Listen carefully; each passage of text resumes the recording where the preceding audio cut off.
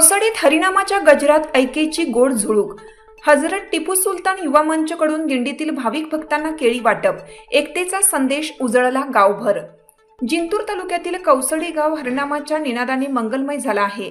4 November पासून सुरू असलेला अखंड हरिनाम सप्ताह, श्री शिवपुराण कथा व ज्ञानेश्वरी पारायण सोहळ्याच्या पार्श्वभूमीवर मंगळवारी सकाळी गावातून नादमय, भक्तिमय आणि रंगतदार दिंडी काढण्यात आली।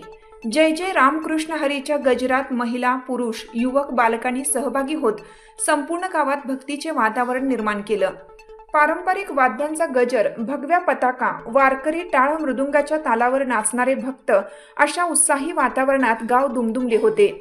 दिंडी हनुमान मंदिराच्या परिसरात पोहोचताच हजरत टिपू सुलतान युवा मंच या सामाजिक संघटनेच्या वतीनं एक आगळावेगळा उपक्रम राबवण्यात आला। दिंडीतील सर्व भाविक भक्तांना केळीचे वाटप करून या संघटनेनं हिंदू मुस्लिम ऐक्याचा सुंदर संदेश दिला। धर्माची सीमा ओलांडून मानवतेची सेवा करणारा हा उपक्रम सर्वत्र कौतुकाचा विषय ठरला।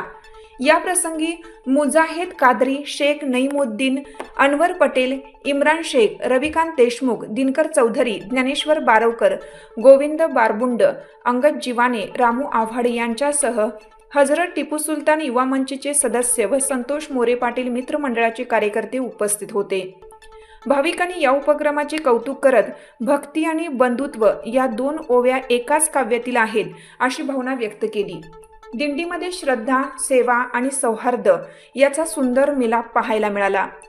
कौसडी गावात त्या क्षणी दिसत होते, एक हात टाळांचा, एक हात सेवा करणारा आणि दोघांच्या हृदयात एकच भाव, प्रेमाचा।